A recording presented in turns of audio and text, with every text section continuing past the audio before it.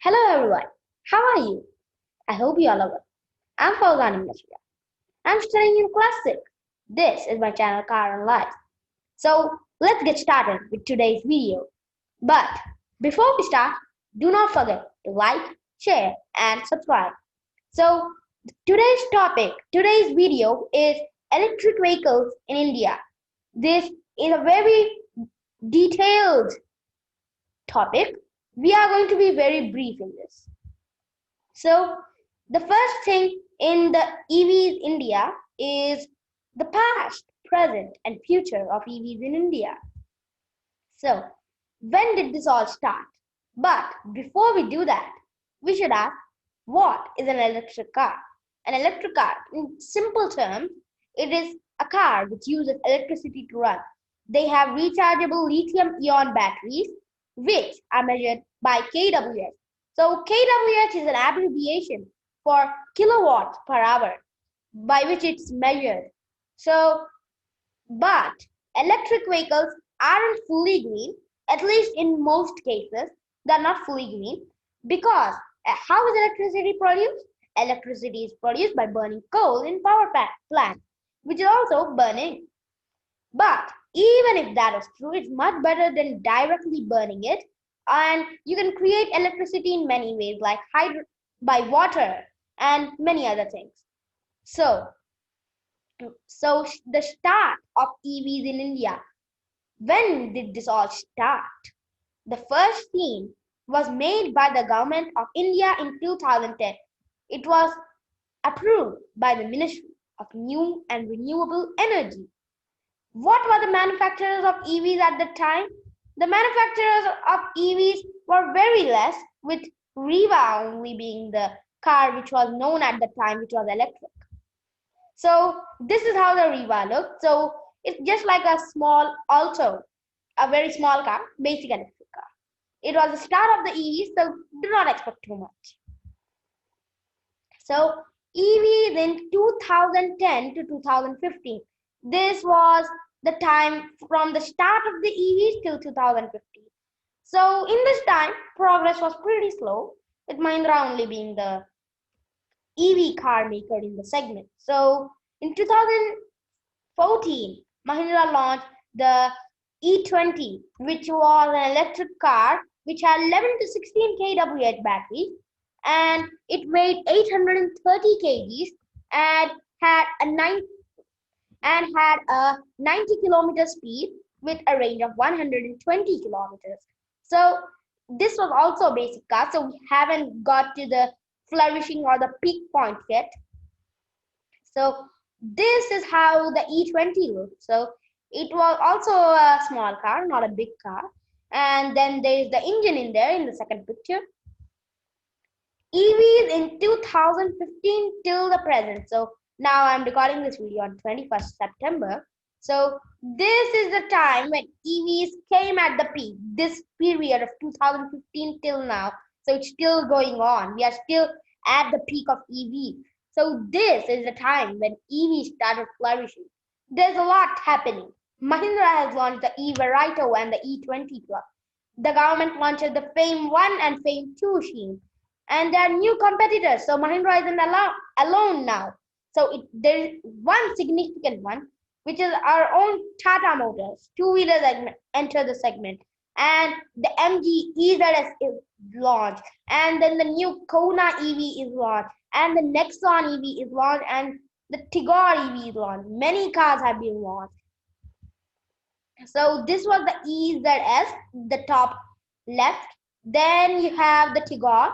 Then you have the E-Verito and E20 Plus. Then the Kona EV. Then Ather, which was a startup for two-wheelers, which started the momentum of two-wheelers. And then you have the Tata Nexon EV. And present to future, what do we have the vision for the future? What is expected in the future? As per SIAM, which is Society of Indian Automobile Manufacturers, EVs will flourish even more. By 2030, 40% of new sales will be electric. And by 2047, which is 100 years of India's independence, we are going to have 100% new sales of EVs. Many car makers are going towards manufacturing EVs. Many car makers are adopting to this EV. And next, electric vehicles, factors, vision, and policy recommendations and policies. So, what's the problem here? Although electric vehicles are green, they are clean, they are nice, they are good for the environment, there are still some problems, some nitpicking problems, or maybe big problems here.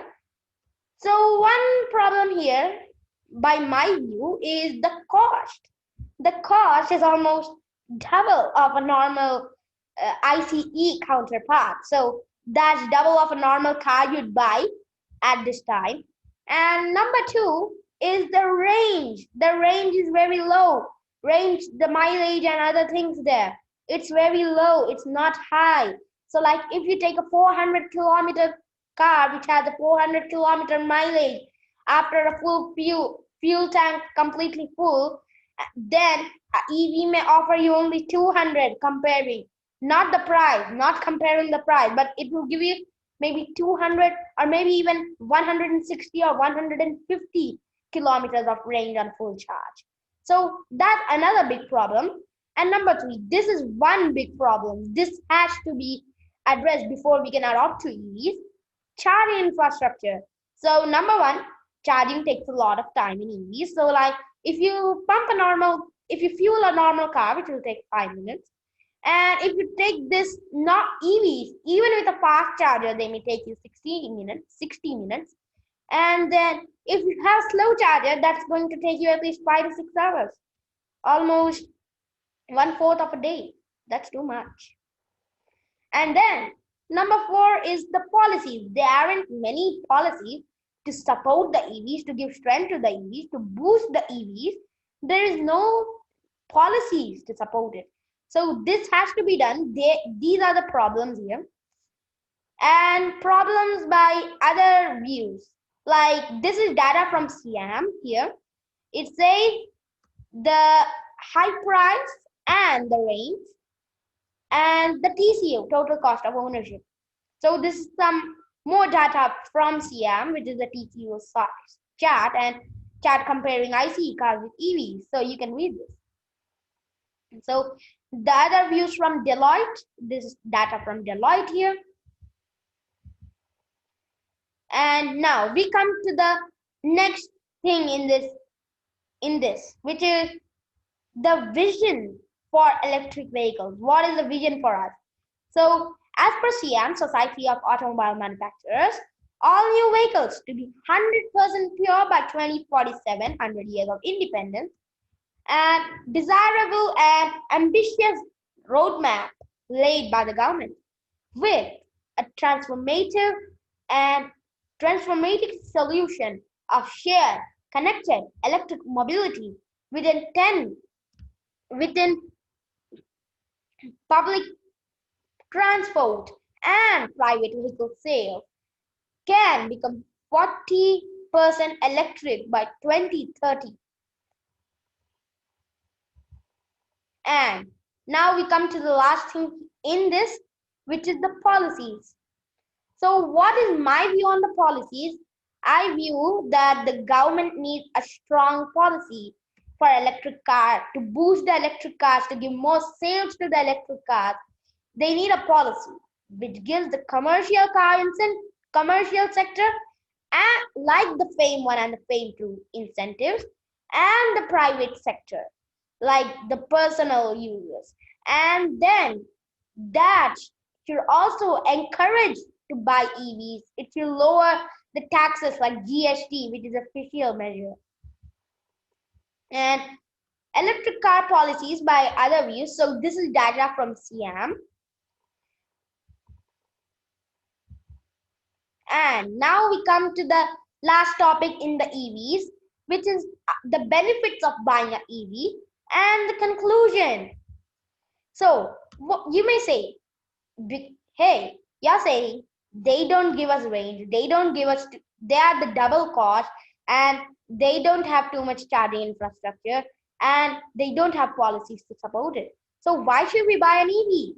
Electric cars have a lot of policies. I'm listing some for you. So electric cars, they have a low cost of ownership. The ownership cost is low. And they have instant torque power. They have power immediately. They have the power immediately supplied. So they are electric sports cars as well. Like there is a Formula E, and you have the Taycan, which is a sports car, electric sports car, and they don't have emissions, and they keep the environment clean. They may say reduce the pollution. They may give us more cleaner air to breathe. So we are to the conclusion here. So this is a very hard point for me to pick. So electric cars, they have negatives and positives. They have advantages and disadvantages. They have likes and dislikes. But if you or me had to choose this, I I would say that electric cars, they have just started. They have just started their journey in India. We need a lot more time to get adopted to the EVs, because we have some problems which we need to fix before we can adopt to the EV. Number one, price. Number two, the range has to be increased. And even if the range doesn't increase, charging infrastructure should be increased. And you should need a lot of policies to sum it up, to make it a thing when we get adopted. So before adopting to the EVs and completely leaving the ICE behind, we need to do all of these things, which I just mentioned. So thank you for seeing the video. Again, do not forget to like, share, and subscribe. We'll see you next time.